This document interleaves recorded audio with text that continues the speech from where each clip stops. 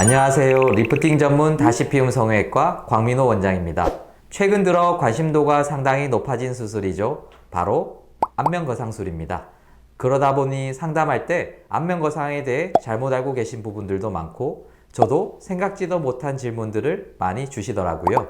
그래서 오늘 여러분들께 가장 도움될 만한 질문 베스트 3가지를 뽑아서 답해드리는 시간을 가져보려 합니다.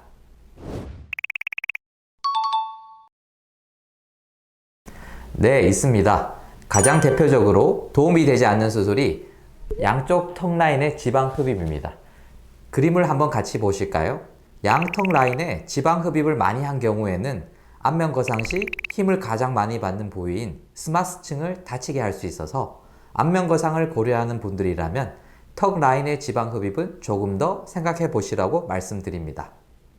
특히 아큐레이저 같은 지방을 녹이는 레이저를 같이 동반한 경우 그 정도가 더 심해서 피하시는 것이 좋습니다.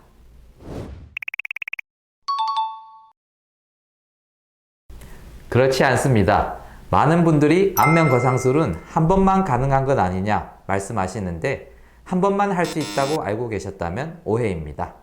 처음에 당겨놓았던 피부가 시간이 지나면서 조금씩 내려오거나 피부 여분이 많이 생기게 되면 수술했던 부위에 똑같이 절개하거나 혹은 그 범위를 조금 더 늘려서 재수술이 충분히 가능합니다. 다만 유착이 있어서 첫 수술보다는 쉽지 않으니 처음 안면 거상을 할 때 확실히 당겨 놓는 것이 중요합니다.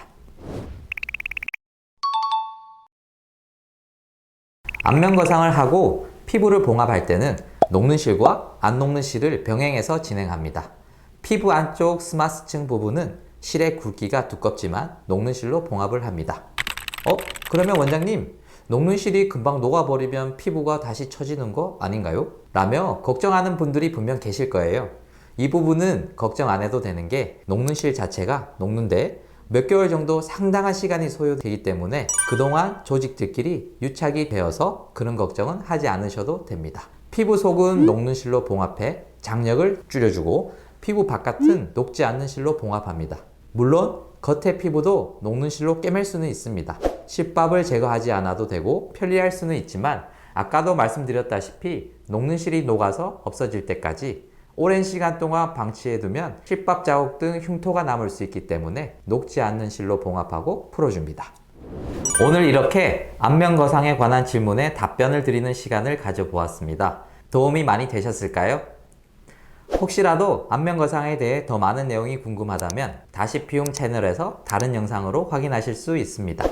그럼 지금까지 다시피움 성형외과 광민호 원장이었습니다. 감사합니다.